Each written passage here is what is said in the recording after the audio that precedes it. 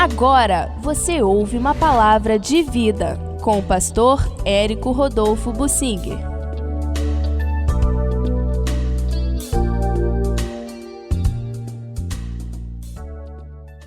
Davi, apesar de falho, vigiava para não ser enganado. Interessante, ele tinha muitas falhas, sabia que precisava arcar com as consequências de seus erros, de suas falhas. Mas ele não queria ser enganado e vigiava. Na verdade, ele aprendeu a vigiar desde que cuidava de ovelhas, e isso foi importante quando, por exemplo, ele escapou dos golpes de lança que o rei Saul jogou sobre ele. Ele poderia ter morrido, mas ele, como vigiava, já previa aquilo. Quando o rei jogou a lança, ele pulou fora, saiu e fugiu. Ele vigiava quando no deserto, tomando conta das ovelhas, e depois, mais tarde, quando era perseguido pelo rei Saul, pelo exército do rei Saul. E assim por diante. Ele aprendeu na vida sempre vigiar. Mais tarde, quando ele era rei, havia movimentos no palácio de revolta, de confusão, de fofoca, e ele tinha que estar vigilante. Ele não intentava nada contra a sua família, porque ele sabia que tudo era erro seu. E como isto aconteceu? E Davi, então, vigiava porque ele não queria ser enganado, mas aquilo que ele via que era consequência natural de seus atos, conscientemente ele abaixava a cabeça para aguentar. Por exemplo, a revolta de seu filho Absalão. Absalão era uma cobra criada por ele, por Davi, e em determinado momento o Absalão, que tinha matado o irmão, fugiu, mas queria voltar.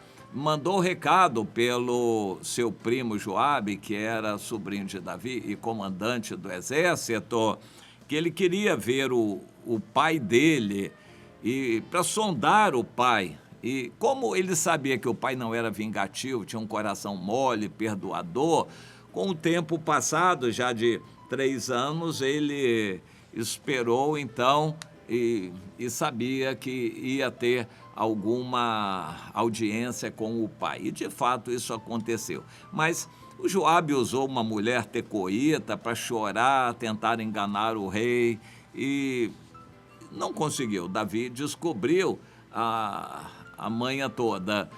Embora Davi tivesse entendido que aquilo era uma armação, mas ele entendeu que era justo, disse: não, pode voltar.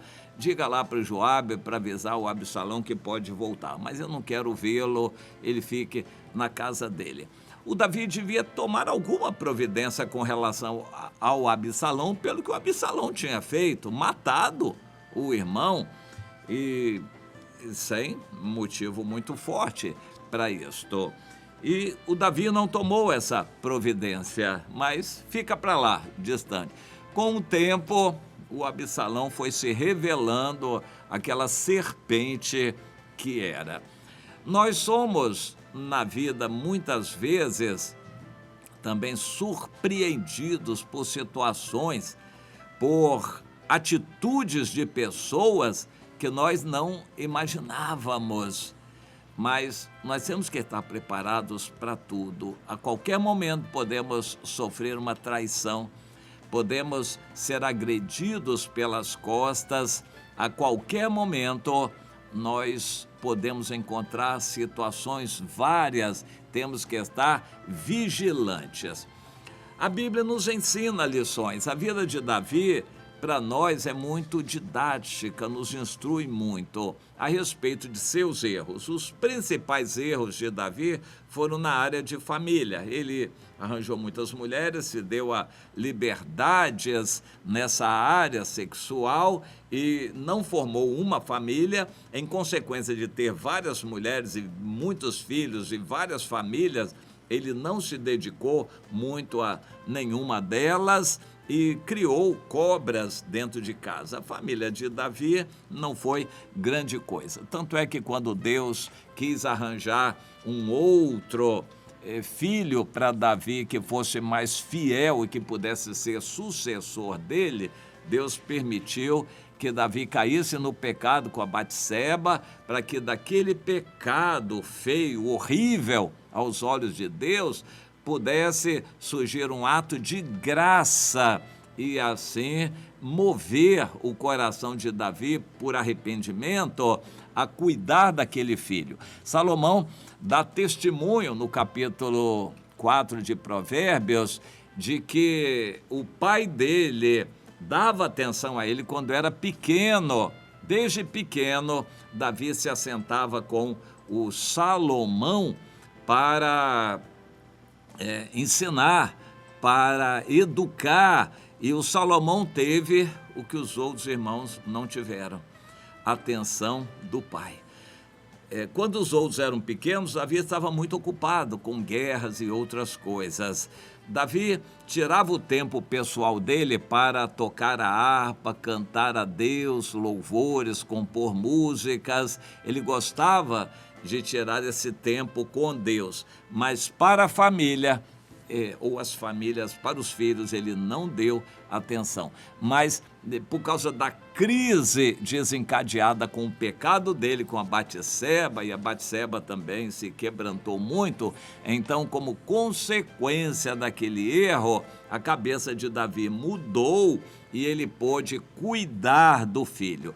Para começar, ele tomou uma decisão inédita, importantíssima. Ele entregou o filho dele para ser educado por um profeta, o profeta Natã. E o Natã discipulou o Salomão quando era pequeno. Interessante.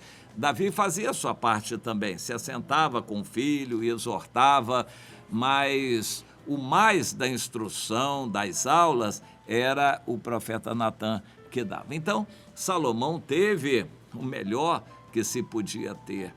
O melhor que se podia ter aqui na terra foi o que Salomão recebeu. E Deus queria que isso fosse assim, porque ele seria o sucessor do pai. Nós vamos aprendendo com Davi, com os erros que Davi cometeu, nós vamos aprendendo. Vigie, meu irmão, vigie, minha irmã. Não confie na sua força. Saiba que você pode cair a qualquer momento. Saiba que qualquer pessoa do seu relacionamento pode se levantar contra você, você pode ter traição, mas ame o Senhor acima de tudo e saiba que, mesmo nas piores situações, Deus pode estar dirigindo a circunstância para abençoar a sua vida. A soberania de Deus sempre vai acontecer. Se você tem um coração sincero e ama a Deus, até da pior desgraça que recai sobre você, Deus pode fazer uma grande obra de graça. Deus pode transformar um grande pecado seu numa grande oportunidade de perdão e aquele perdão ser didático. Muitos de nós aprendemos muito com o pecado de Davi. O pecado de Davi, que doeu muito para ele, teve consequências pelo resto da vida. O pecado de Davi nos ensina como nós aprendemos com o pecado de Davi. Então, é uma vida que nos ensina, vamos aprender aquilo que podemos aprender.